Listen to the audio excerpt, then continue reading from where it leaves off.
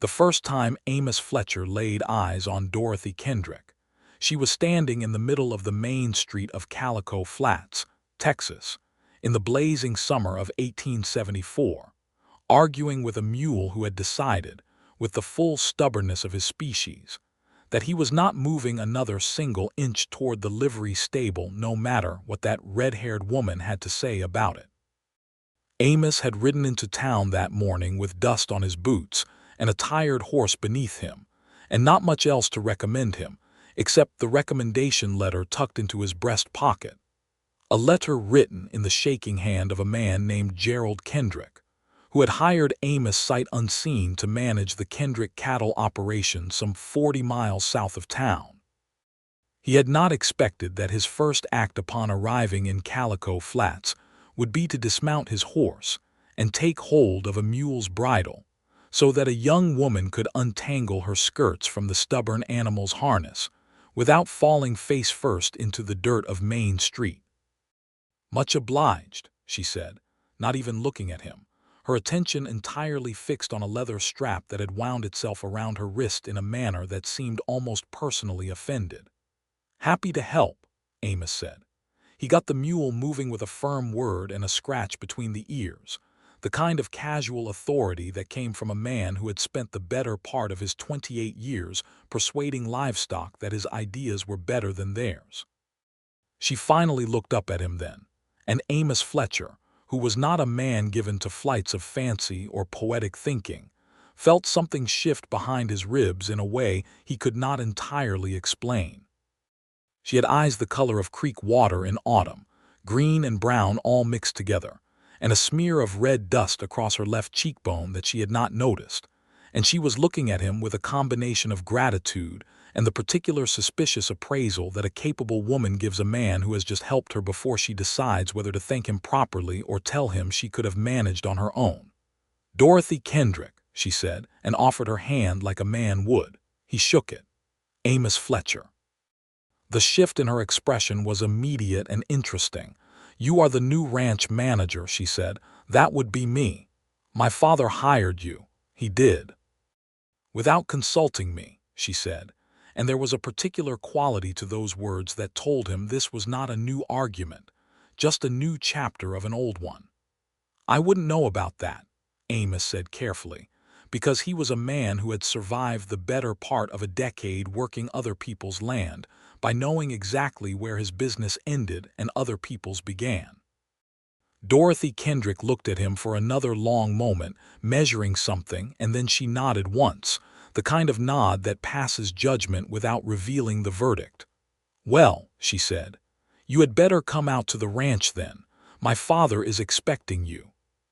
She took the mule's lead rope back from him with a hand that was entirely steady and walked that animal down the street as though the previous 10 minutes of spectacular stubbornness had never happened at all, and Amos stood in the middle of the street for just a moment watching her go before he remembered himself and went to collect his own horse. The Kendrick Ranch sat on 40,000 acres of good Texas grassland that rolled away toward the south like a green ocean frozen mid-wave. The main house was a solid 2-story structure of limestone and cedar, built by a man who intended to stay and had built accordingly.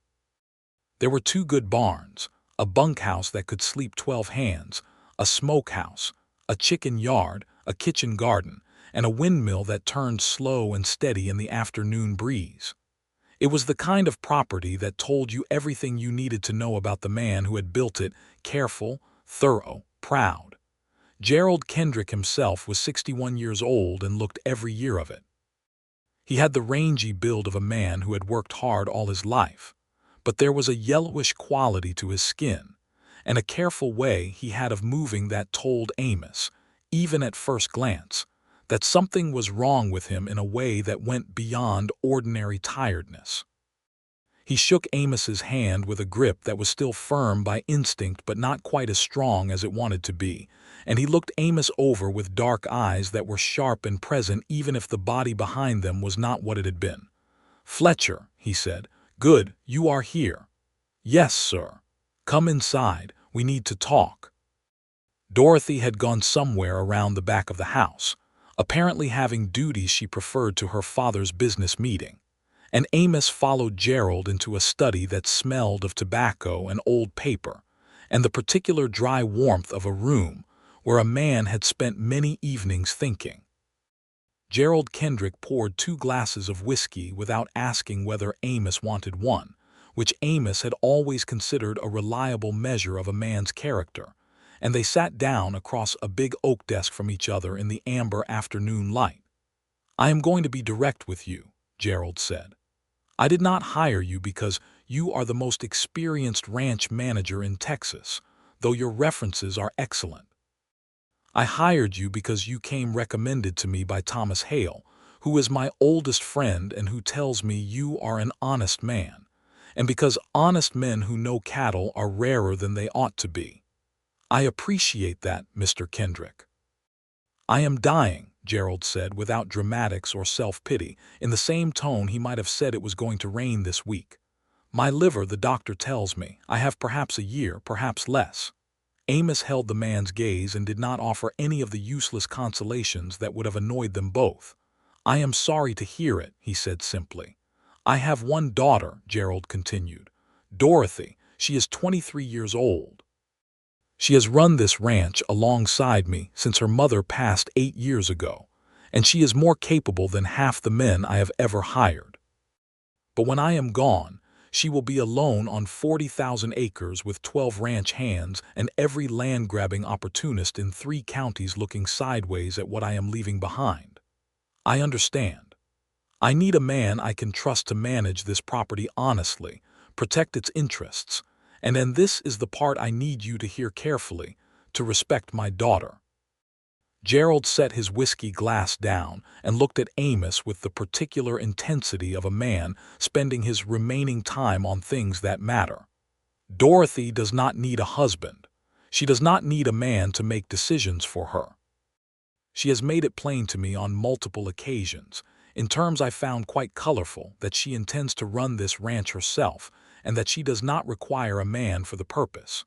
What she needs is a trustworthy foreman who will work honestly alongside her and not take advantage of a young woman left in a complicated position." "I can do that," Amos said. "I need more than your word that you can," Gerald said. "I need your word that you will." He paused.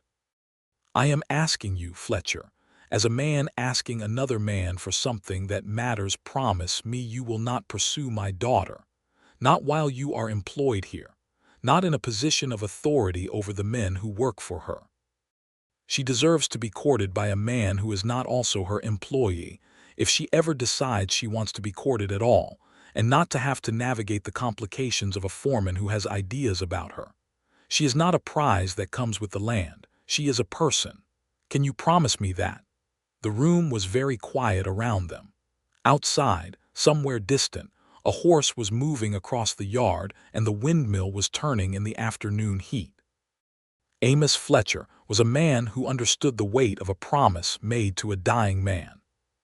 He had been raised by a father who believed that a man's word was the only currency that could not be stolen from him, and that was a belief Amos had kept through harder times than most. He looked at Gerald Kendrick, this man with his yellowish skin and his sharp eyes and his careful love for a daughter who was too capable and too proud and too alone, and he thought about the woman in the street with the mule and the creekwater eyes and the smear of red dust on her cheek. "You have my word," Amos said. "I will not pursue your daughter." Gerald Kendrick picked up his whiskey glass and finished it in one swallow and set it down with something that was almost but not quite relief. "Good," he said. "Now, let me tell you about the ranch." The months that followed were full and hard and good in the way that honest work is good. Amos learned the land the way he always learned land, by riding it, every acre of it, until it was as familiar to him as his own hands.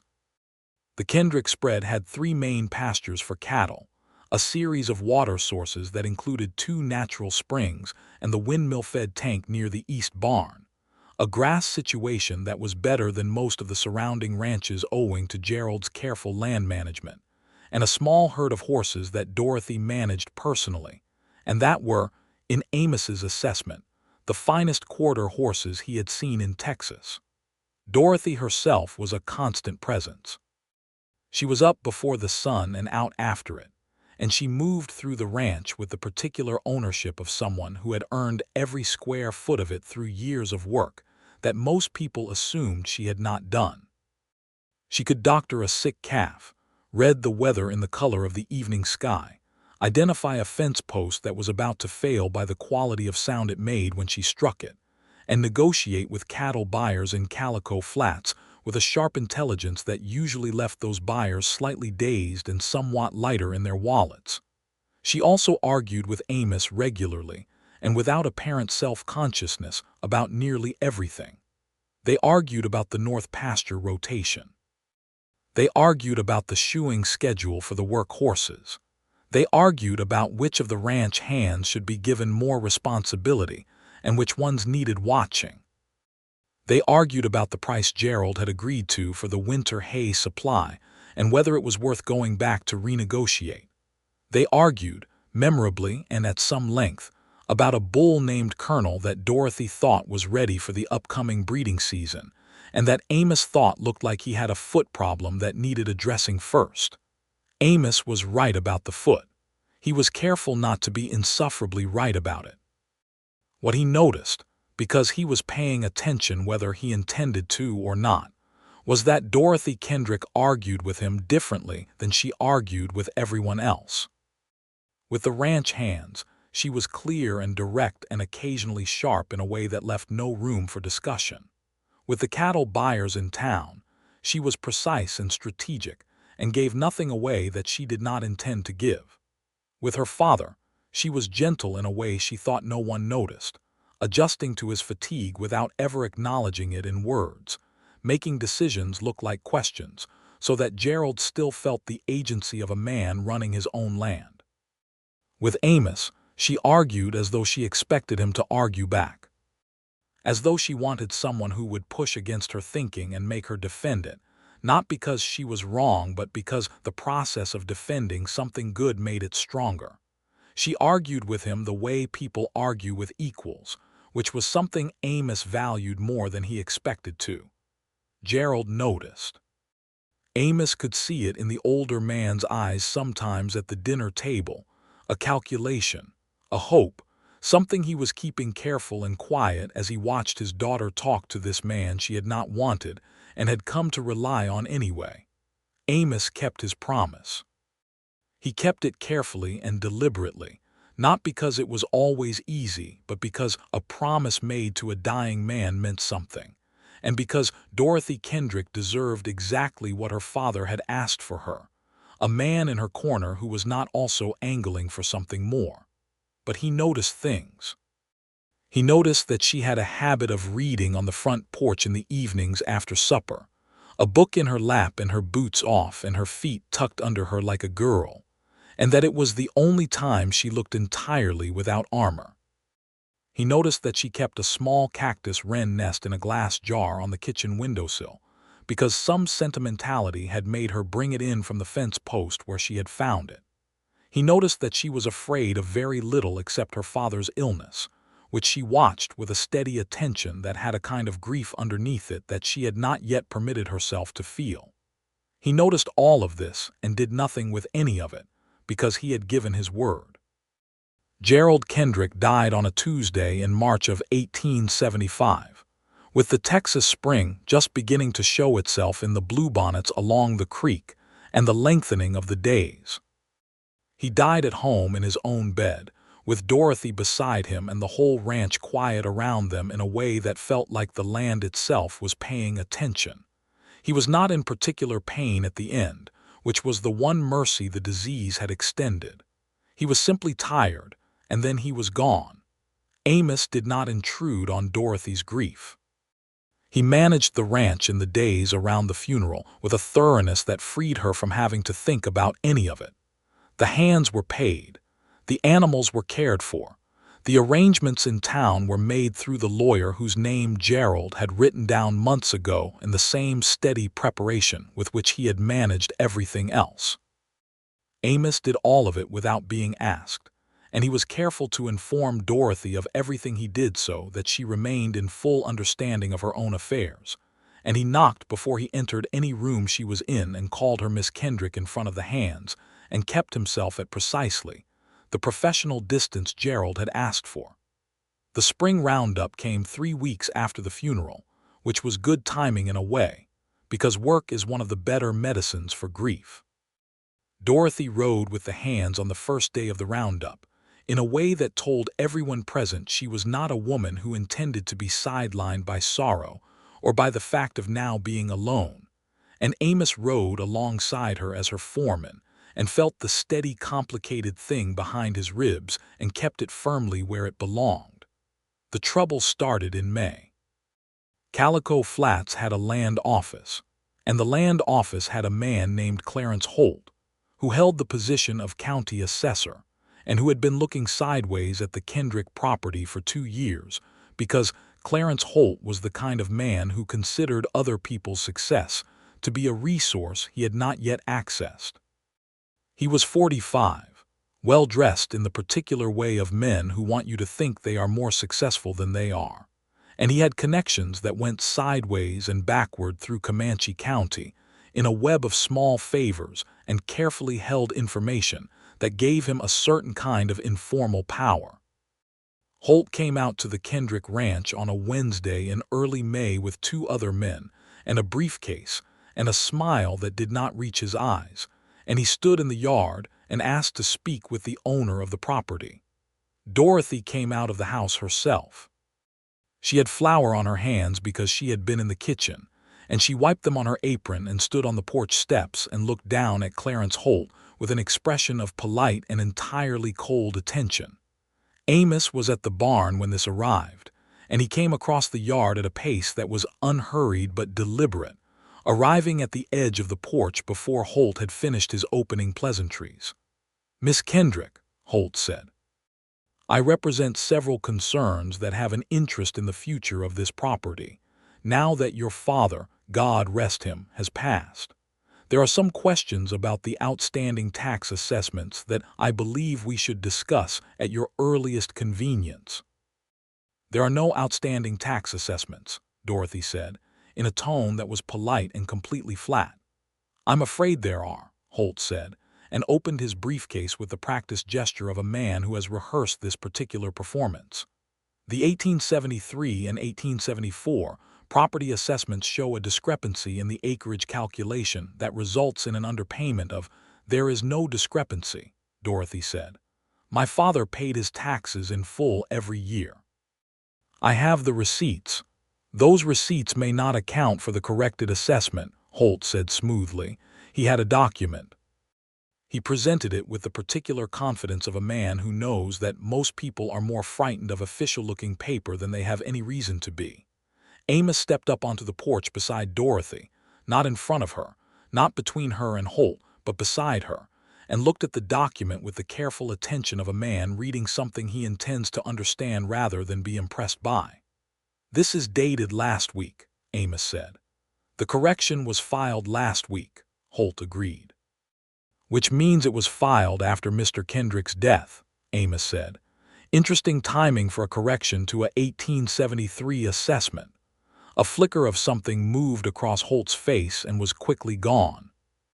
"These things take time to process." "I am sure they do," Amos said pleasantly. "Miss Kendrick will want her lawyer to look this over. He has an office in town. I expect you know where it is."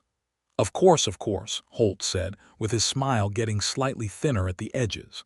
"We are simply trying to—" "I will have my lawyer review it," Dorothy said, with a finality that closed the door on that particular conversation as thoroughly as if she had physically shut it in his face.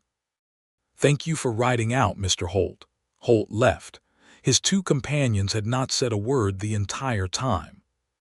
When they were gone, Dorothy let out a slow breath and her hands, which had been entirely still at her sides, uncurled slightly. "They are going to try to take this ranch," she said. It was not a question. "They are going to try," Amos agreed. "There is a difference between trying and succeeding."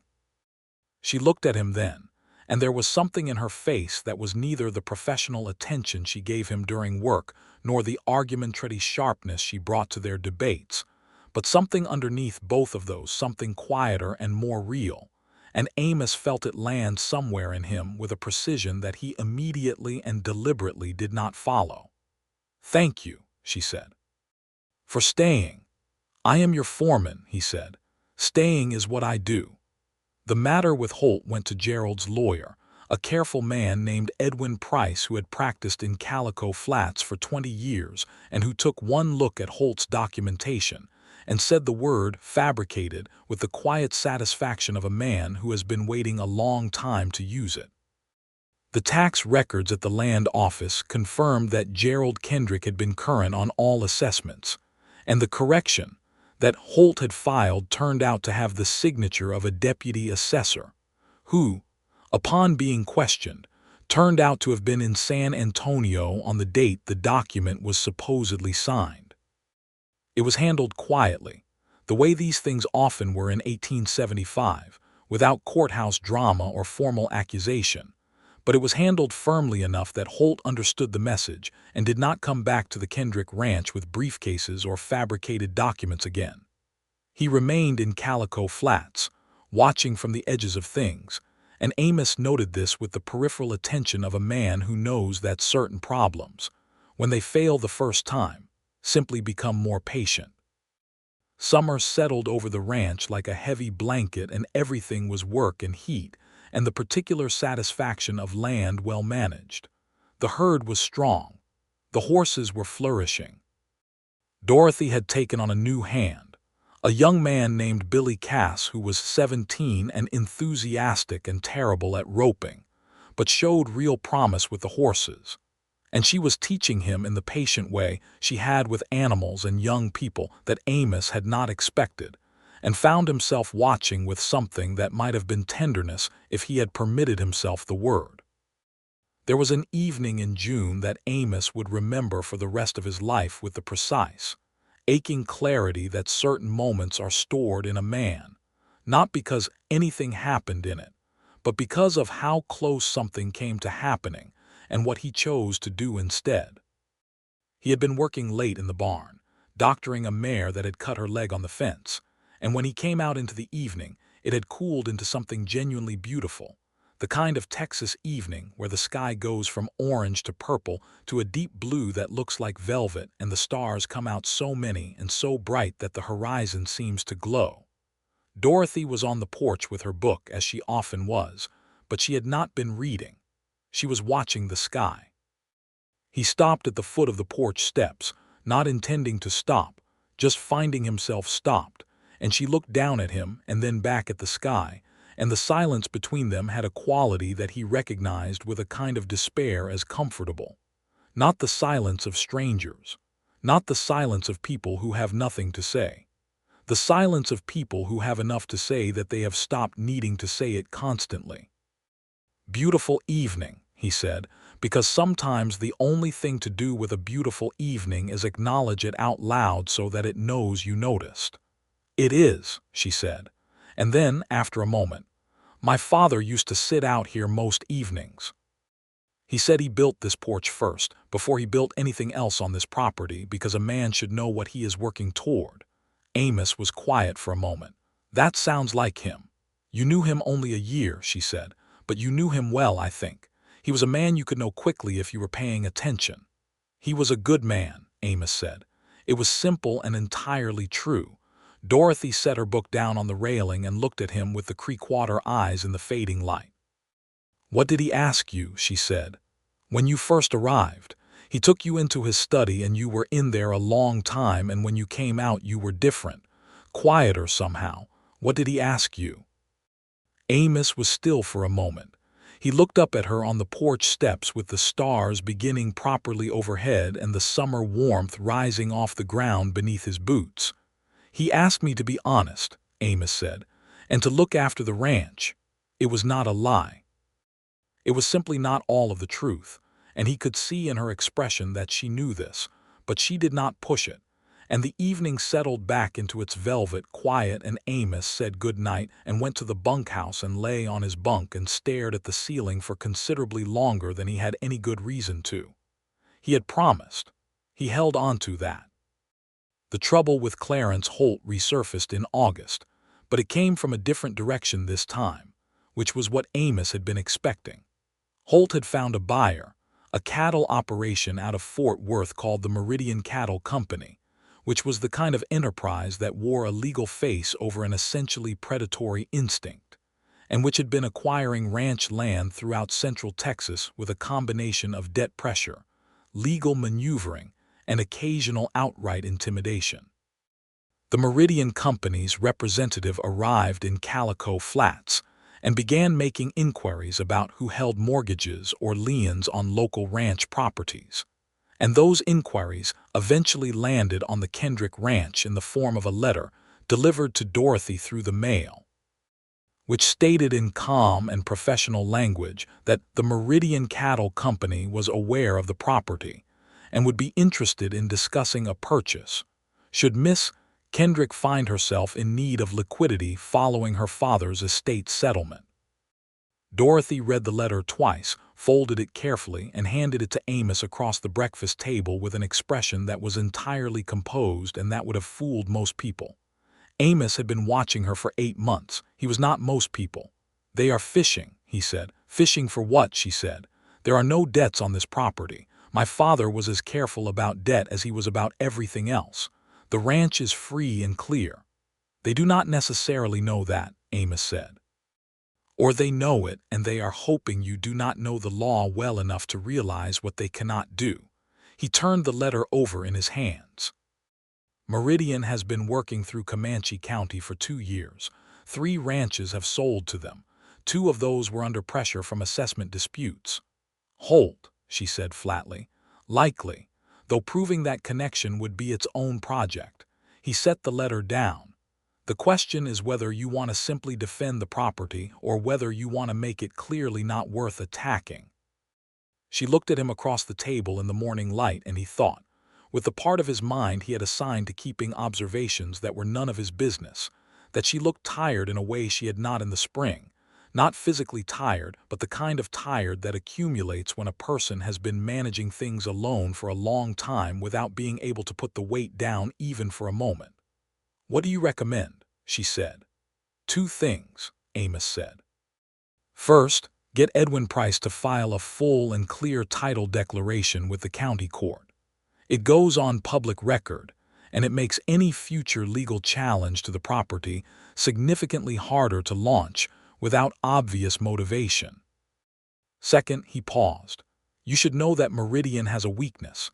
They operate through debt leverage and they rely on people being isolated. If you have relationships with the neighboring ranches, alliances, agreements, Meridian finds it much harder to operate. They do not want a community looking at them. They want isolated targets." "You are saying I should talk to the neighbors," Dorothy said. "I am saying you already have relationships with most of them through your father. I am saying now would be a good time to make sure those relationships are solid." She was quiet for a moment, and then she nodded in the decisive way she had, the kind of nod that was also a decision. "All right," she said, "let us do both of those things." They did both of those things. Edwin Price filed the title declaration. Dorothy made a series of visits to the neighboring ranches over the following weeks, and Amos went with her as her foreman, riding out to the Beaumont place, and the McCready operation, and the old Tejano rancher, Senor Valerio, who had run cattle in this county since before Texas was a state, and who received Dorothy with a warmth that made it clear Gerald Kendrick's daughter was someone whose company he valued. The conversations were frank and practical, and built on a foundation of mutual interest that did not need to dress itself up as charity, and by the end of September, there was something that functioned as an informal alliance among the 5 remaining independent ranches in the southern part of Comanche County. Meridian did not come to Kendrick land again. Holt retreated to his office, and his sideways glances and his patience, and Amos watched the perimeter of things and kept the ranch running and noted, with the particular bittersweet awareness of a man who knows himself, that he was happier in his daily work than he had been at any point in his life. That was the problem, of course. He was happy. He was working land he had come to know in the deep and personal way that land gets to know you back when you treat it right. He was working alongside a woman whose mind he respected and whose company had become, quietly and without ceremony, the best part of his days. He ate breakfast across a table from her and argued about cattle strategy and road fence lines in the morning light, and watched her handle the men and the land and the complications of her life with a grace and a stubbornness that were somehow both operating at the same time. He had promised her father he would not touch her. He kept that promise with the same deliberate and increasingly expensive care that a man keeps a fire banked on a cold night maintained, not extinguished. What he had not accounted for was Dorothy Kendrick. It began in October, the way things that have been building for a long time sometimes begin, not with a declaration or a dramatic gesture, but with something small and ordinary that is suddenly neither small nor ordinary because of what has been accumulating behind it. They had ridden out to the East Creek crossing to check on a section of fence that Billy Cass had reported as unstable, and the fence had turned out to be not merely unstable but thoroughly destroyed by a fallen cottonwood tree of considerable size. It was a two-person job to assess and a longer job to fully repair, and they had been at it for 2 hours in the October afternoon, working side by side with tools and rope, and the comfortable shorthand of people who have done physical work together enough times that they do not need to talk through every step. The sun was going low when they finally had the temporary repair done, and they stood back and looked at it with the mutual satisfaction of a completed task, and Dorothy reached up to push her hair back from her face and caught his eye and smiled. Not the professional acknowledgement, not the argument-sharpened grin of a debate one, but a real smile, unguarded and warm. The kind of smile a person produces when they are simply glad to be where they are with who they are with. Amos felt it go straight through him like a clean, cold current. He looked away first. "We should head back," he said. "It will be dark in an hour." They rode back in the long October evening, and Dorothy was telling him about something Billy Cass had done with one of the young horses that she found genuinely funny, and the sound of her laughing in the fading light was something that Amos would have done many things to hear again. She was not performing the story for him. She was simply sharing it, the way you share things with someone whose enjoyment of the story matters to you, and he listened and laughed in the places the story called for laughing and thought, with a clarity that was almost painful, that he was in very serious trouble. Because it was not that he had been managing a simple attraction. What he felt for Dorothy Kendrick had grown in the way things grow when you water them with daily proximity and genuine respect roots first, structure second, and by the time you noticed the leaves, it was far too late to pretend the tree was not there. He lay awake that night and thought about his promise. The promise had been made to a dying man who loved his daughter and wanted her protected from the particular complication of a foreman with intentions. The promise had been made with full understanding and full sincerity. Amos did not regret making it. He would have made it again. But Gerald Kendrick had been dead for 8 months. And the promise had been about not pursuing Dorothy, not about the impossible task of not caring for her, which was something that had happened beyond his control and below his awareness, until it was simply a fact of his life, the way the land and the sky were facts, too large to argue with, too present to ignore. He thought about what it meant to honor a promise to a man who was gone.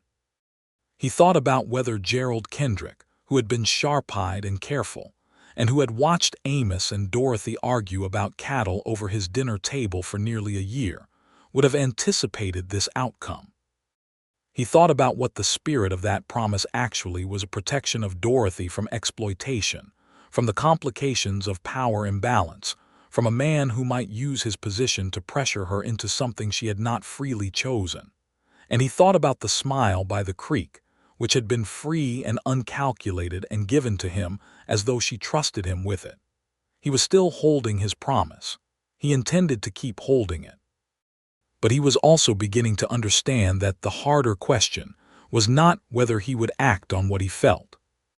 The harder question was whether Dorothy already knew, and what she thought about it, and whether the promise he had made her father was something that was also, quietly, keeping her from something she might want.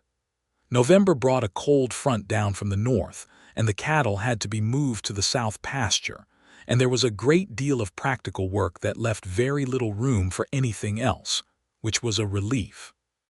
Amos worked hard and kept himself busy and was professional and careful and kept precisely to the terms of what he had promised.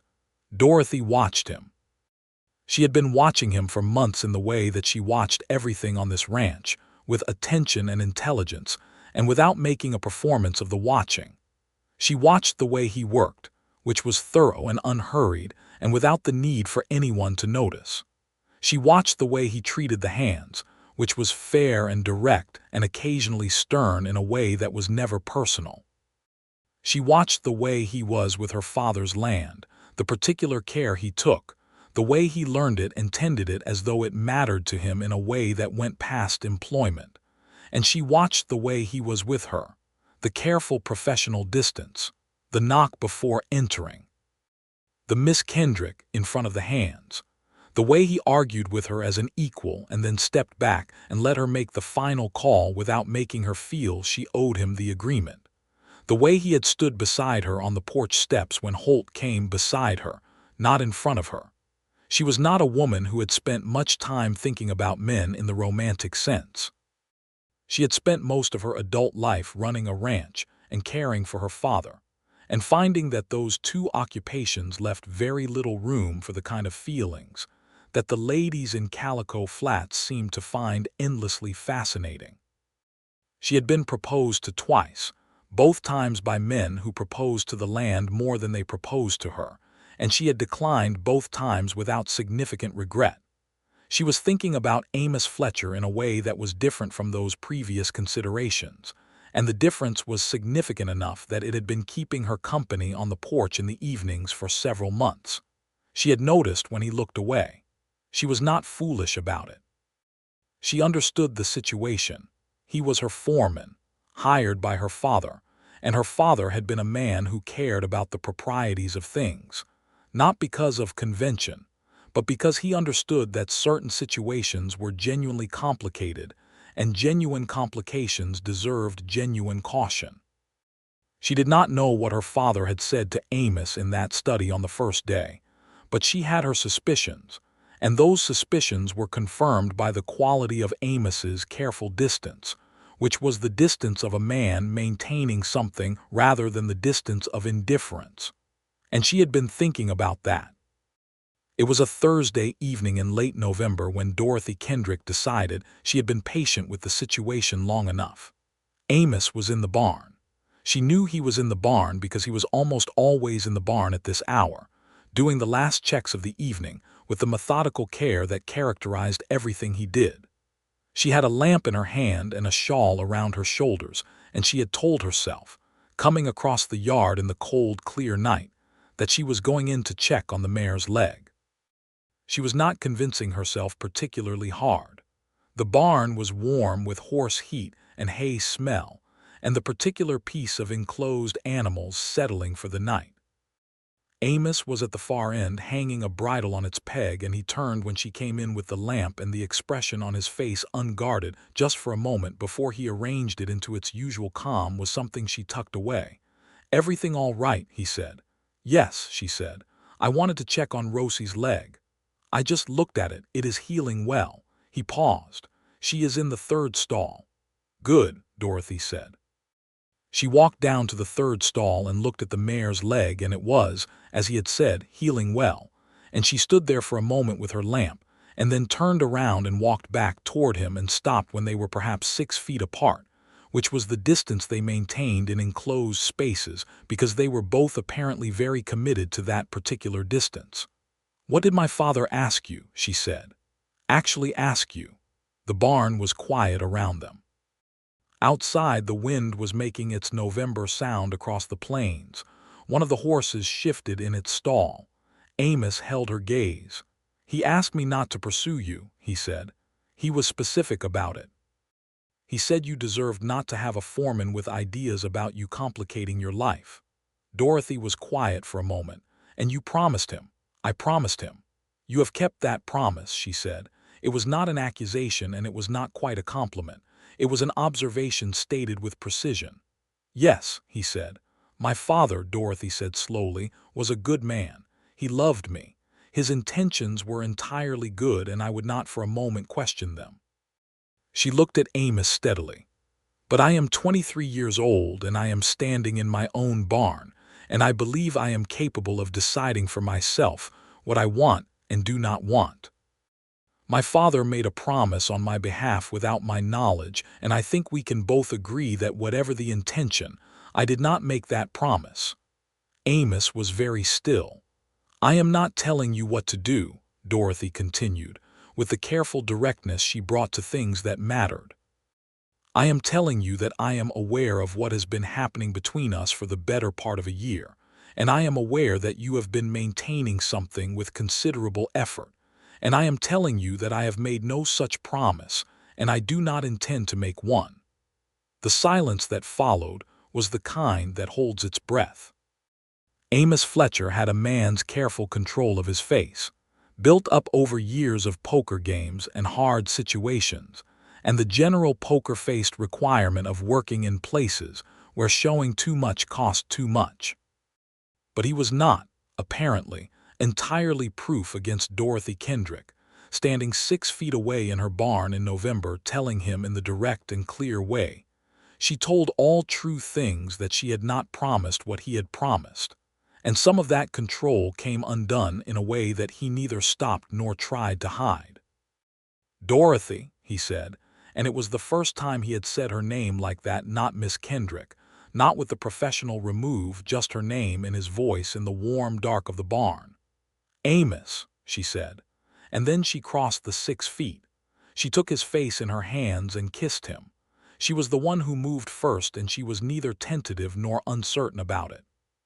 She kissed him the way she did most things, with complete decision and without apology, and Amos Fletcher, who had been holding a promise like a thing that would break him if he let it go, and kissed her back. It was not a small thing. After months of careful distance and managed attention, and all the accumulated weight of what had not been said, it was the opposite of a small thing, and they stood in the lamplight of the barn in November with the horses watching serenely on both sides, and it was honest and overwhelming and true. And when they finally separated, they were both slightly undone in a way that neither of them seemed particularly minded about. Dorothy looked at him in the lamplight with her creek-water eyes very bright, and her expression carrying something he had not seen there before, something open and certain, 2 things that were unexpected together. I have been thinking, she said, somewhat breathlessly, which was the only sign she gave that she had been affected, that you are the most aggravating man I have ever met. I have heard that before, he said, which was not entirely true. You argue about everything, she said. So do you. You are almost always right, which is the most aggravating part of all.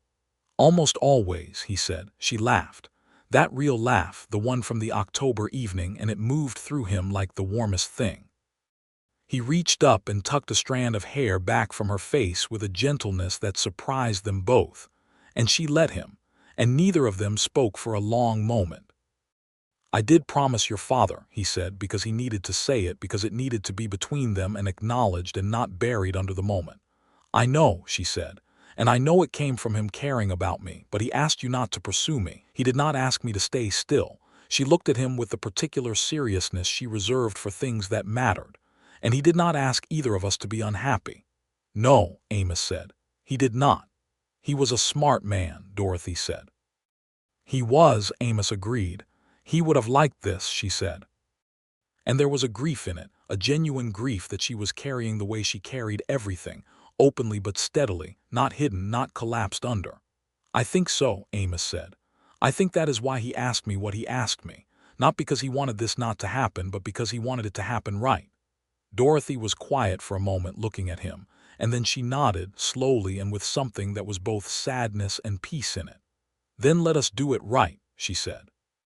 The winter was the best of Amos Fletcher's life, which was saying something, because winters in Texas in the 1870s were not objectively comfortable, and involved significant amounts of cold doctoring of cattle and fence repair, and early mornings in temperatures that made every sensible instinct shout for a warmer occupation. But he was, without question, happier than he had ever been in the sustained and quiet way that good happiness operates, not in peaks and valleys, but in a steady warmth that does not announce itself dramatically, because it does not need to. He and Dorothy were careful about it in front of the hands, not secretive but appropriately discreet, because Dorothy understood that her authority on this ranch depended on the hands seeing her as the owner and decision-maker first, and she was not willing to compromise that for any reason. When they were in the yard or the fields or dealing with ranch business, the relationship between them was the same professional respect it had always been, with the addition of a quality in the working silences between them that anyone paying attention would have recognized, but that maintained its dignity. In the evenings and on Sunday mornings and in the small private hours of the ranch day, it was something else entirely. They talked. That was the thing that surprised Amos most, or perhaps not surprised him given how much they had always talked, but startled him with its depth. They talked about everything, about the land and the cattle and the business of the ranch, and also about everything else, about his boyhood in Missouri and his father's farm, and the years between leaving Missouri and arriving in Texas that had been harder than he usually told in full. She listened with full attention and without performing sympathy, which was how she listened to everything, and she told him about her own childhood in Texas and her mother, who had been a schoolteacher before the ranch and who had never quite lost the teacher's habit of making her daughter read a book for every cow she learned, and about what it had been like to watch her father build something from hardscrabble land into something worth protecting. "He built it for you," Amos said, one evening in January by the fire in the main house, which was where they spent most evenings now, Dorothy with her feet tucked up and a book she was not reading, Amos with a coffee going cold beside him. "I used to think he built it for us both," she said. "Now I think he built it for me specifically, even before my mother was gone. He always saw me as the one who would continue it. My mother used to say he talked to me about cattle drives when I was 3 years old, like I was a foreman he had hired." She smiled at that, the particular smile she had for memories that were warm and sad at the same time. "I did not always appreciate it. There were years I thought he was making me something I had not chosen. And now I think he was making me capable enough to choose it properly," she said. "There is a difference." In February, Amos rode into Calico Flats on a Tuesday and went into Edwin Price's office and had a conversation that lasted an hour and a half. He came back to the ranch thoughtful and did not say anything about it that evening, which was unusual enough that Dorothy noticed and said nothing, knowing from experience that Amos arrived at things at his own pace and that pushing him only delayed the arrival. He asked her on a Saturday in late February. He did not do it with grandeur or theatrical ceremony, because neither of them were theatrical people, and grandeur on the open Texas plains in February with a wind going is a somewhat difficult atmosphere to sustain. He had ridden out with her to the east pasture to check on a group of young steers, and they were standing at the fence in the clear cold morning looking at the animals, and he turned and looked at her with the direct steadiness that was his particular quality, the quality she had trusted from very early on, and he said, "Dorothy, I would like to marry you if you will have me. Not because of the ranch or the land or any other reason, except that you are the person I want to stand next to for the rest of my life and argue with about cattle management and watch red books on the porch. And I am more myself when I am with you than I have ever been in my life." Dorothy looked at him for a long moment in the February wind. She had the expression she wore when she was deciding something important, not uncertain, but giving the decision its proper weight. "That is the most practical marriage proposal I have ever heard," she said. "I did not think you would appreciate a poetic one." "You are correct," she said. "I would have been suspicious of a poetic one." A pause. "Yes," she said, "I will marry you." He kissed her in the February cold, with the young steers watching from the fence with the blank bovine curiosity of their species. And she laughed into the kiss at the absurdity of the setting, and he felt that laugh like something healed. They were married in April of 1876 in the Methodist Church in Calico Flats, on a Saturday morning when the bluebonnets were out along the creek, and the Texas spring was at its most completely and unreasonably beautiful. Edwin Price stood up with Amos. Billy Cass, who had grown 3 inches and improved his roping considerably since the previous year, sat in the front pew with an expression of stunned emotion that he appeared entirely unprepared for. Senor Valerio came with his wife and 3 daughters, and took up an entire pew with the comfortable authority of a man who has been attending important occasions in this county for 40 years and intends to continue. The Macreadys came and the Beaumonts came, and a dozen ranch hands and townspeople filled the church with the comfortable fullness of a community celebrating something it considers genuinely worth celebrating. Dorothy walked herself down the aisle because there was no one to walk with her, and because she would have done it that way regardless. She wore a dress she had made herself from blue fabric that was roughly the color of the evening sky, and her red hair was up in a way that left one strand coming loose along her jaw the way it always did, which was a detail that Amos had been noticing since Main Street on the first day, and that he would go on noticing happily for the rest of his life. She walked toward him with her chin up and her eyes entirely steady, and a smile that was entirely real, and Amos Fletcher, standing at the front of the church in the best coat he owned, thought for the second time in his life that the word right was not large enough for some things. The vows were simple and direct and meant with full sincerity, and when the preacher pronounced them married they kissed with the whole church watching, and someone, likely Billy Cass, made a sound that was halfway between a whoop and a sob and was thoroughly and correctly ignored. The celebration at the ranch afterward lasted into the evening, with food and music, and the particular warmth of people who, like each other, gathered together in a good cause. Senor Valerio produced a guitar, and it turned out that his eldest daughter could play it, and the music went on in the summer dark for a long time, while the stars came out over the Texas plains in their extravagant abundance, and everyone danced who wanted to dance and talked who wanted to talk and ate everything that had been cooked, which was considerable. Late in the evening, after most of the guests had gone, and the hands had retreated to the bunkhouse in various states of well-fed contentment, Dorothy and Amos sat on the porch that Gerald Kendrick had built first, before anything else, so that a man would know what he was working toward. They sat side by side with the clean night around them and the last of the wedding lanterns burning low on the posts, and the land lying dark and quiet and entirely theirs in every direction. Happy? Amos asked. Unreasonably, Dorothy said. You. Beyond what I know how to say properly. That is all right, she said.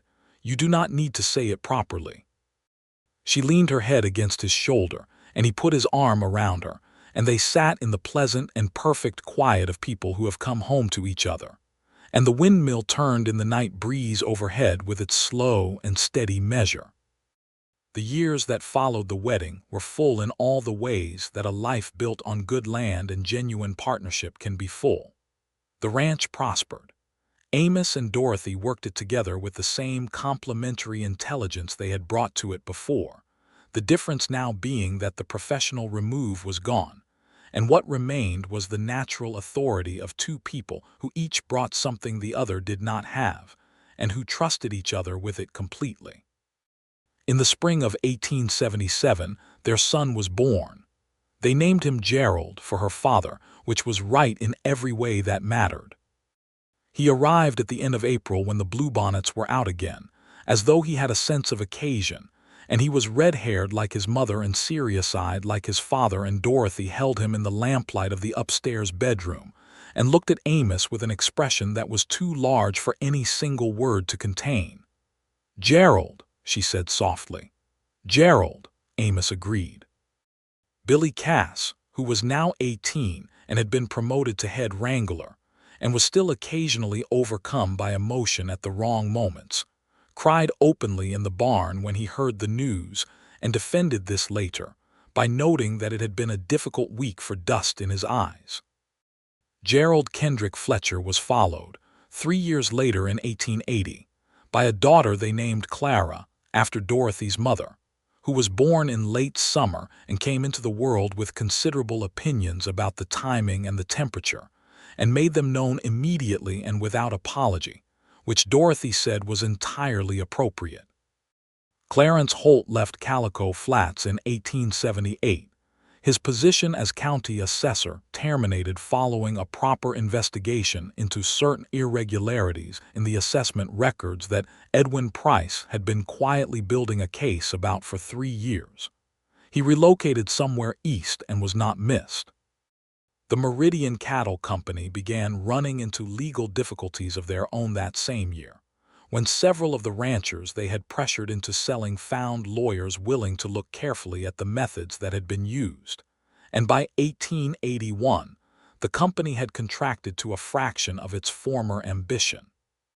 The Alliance of Independent Ranches in southern Comanche County held and grew, and became the kind of informal foundation that a community builds on without always knowing that is what it is doing.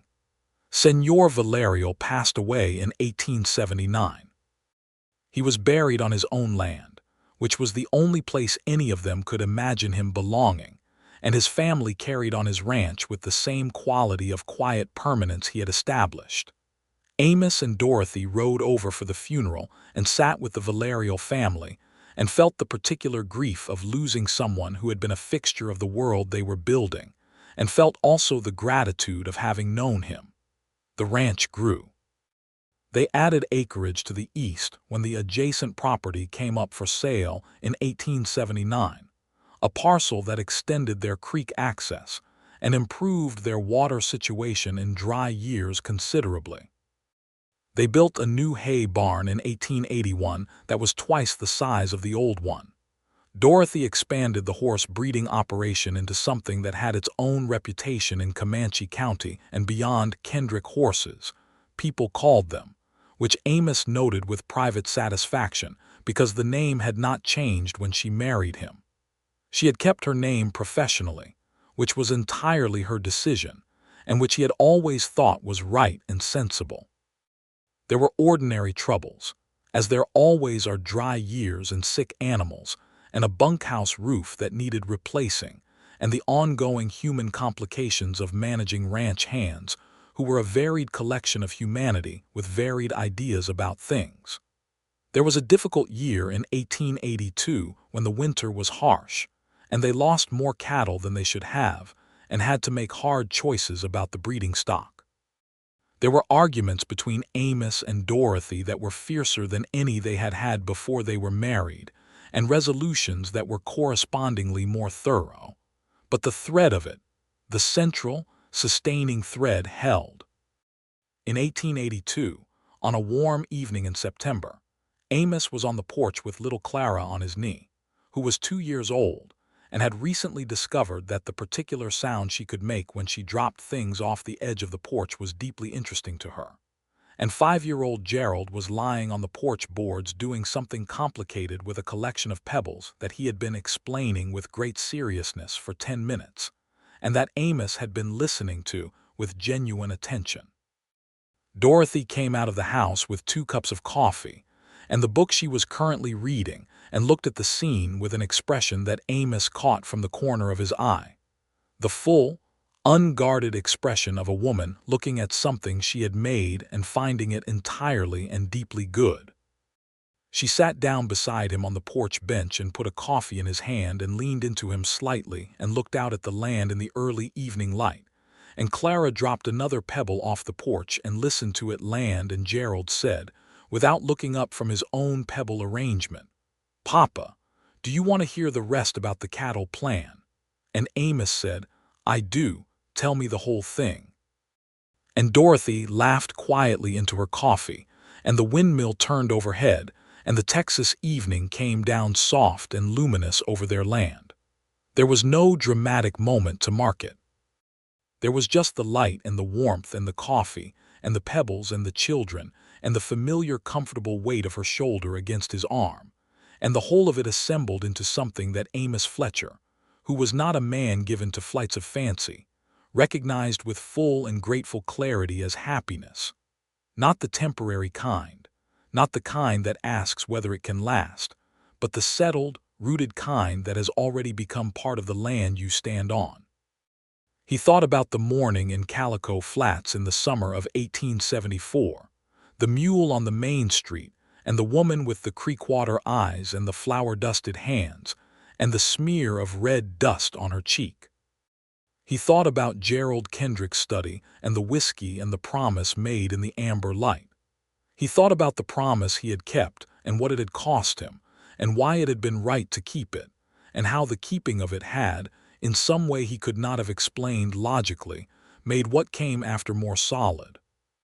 He had promised a dying man he would not touch his daughter, and he had honored that promise through a year of daily proximity to the most compelling woman he had ever known. And then Dorothy Kendrick had crossed 6 feet of barn floor and kissed him with complete decision, and he had been, as she had predicted and he had known, entirely undone. He had not regretted a single moment of any of it. Clara dropped another pebble and listened with evident scientific interest to the sound it made. Gerald made a sound of mild protest because his pebble arrangement had been disrupted by a stray one of Clara's. "Clara," Dorothy said, without looking up from her book.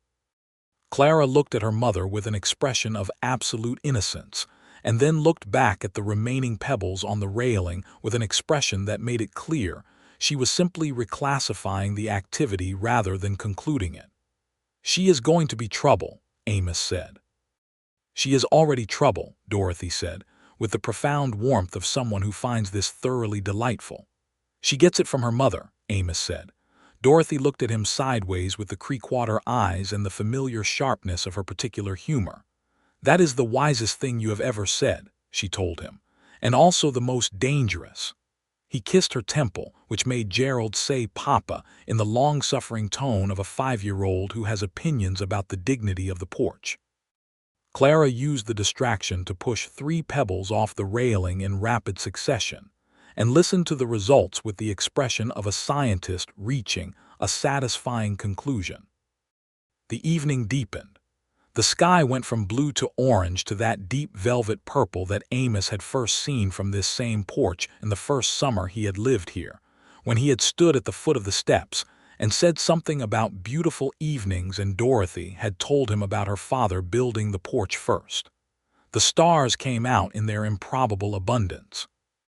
Billy Cass, who had built himself a small house on the western edge of the property 2 years ago, and now ate supper with the family 3 or 4 times a week as a matter of comfortable habit, came across the yard with his hat in his hands, and asked if there was any of that apple cake left, and Dorothy told him there was, and to come sit down and stop hovering, and he sat on the porch steps with the apple cake, and the same stunned gratitude he had brought to most things in his years on this ranch.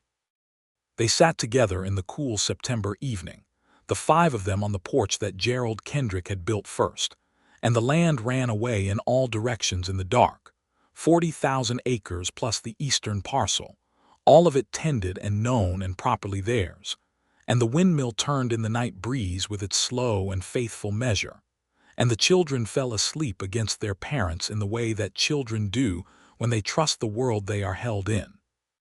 And the stars blazed over Texas in the uncountable way they had always blazed, indifferent to the smallness of human concerns and witness to them anyway. Amos Fletcher held his sleeping daughter against his chest, and his son's head was warm and heavy on his knee, and his wife was beside him with her book open in the lamplight, and her feet tucked up, and her hair coming loose the way it always did, and the night was full and quiet, and their life was built and real and entirely good, and he thought of nothing in particular except the present moment and how it felt and how he intended to carry it forward. Outside in the near dark, one of the horses moved in the paddock, and the sound of it was the sound of a living thing content in its home, and the crickets were going in the grass along the creek, and somewhere far out on the south pasture, a coyote made its ringing, lonesome sound and was answered by another. And the Texas night held all of it equally, the vast and the small, the living and the gone, the promise kept and the promise fulfilled. The man who had kept his word, and the woman who had needed no such word to know her own heart. The lanterns burned low on the porch posts. Billy Cass fell asleep on the steps in the way of a young man thoroughly at ease in the world he belongs to. Clara made one small sound of dreaming contentment and settled deeper against Amos's chest. Gerald's breathing slowed into the deep, even measure of a sleeping child. Dorothy turned one more page in her book and then set it down and looked out at the dark land, and then at Amos with the expression she wore for things that were complete, not finished, but complete the way a good year is complete, the way a full harvest is complete, the way a life properly lived is complete at every point along its length while still having everything ahead of it.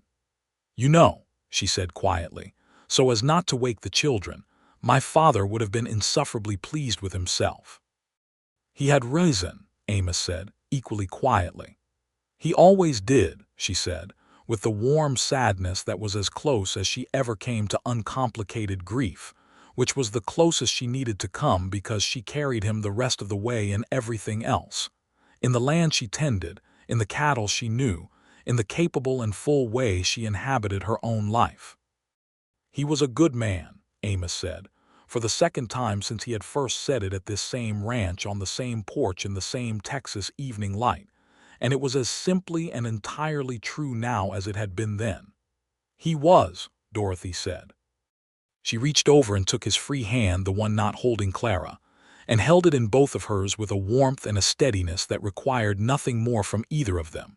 And they sat together in the September night with their children sleeping and their friend asleep on the steps and their land breathing quietly around them. And the windmill turned, and the stars burned, and the porch that had been built first held them all, and everything that had mattered was resolved, and everything that was good was present. And the future lay ahead of them like good land, wide and open, and entirely theirs to tend.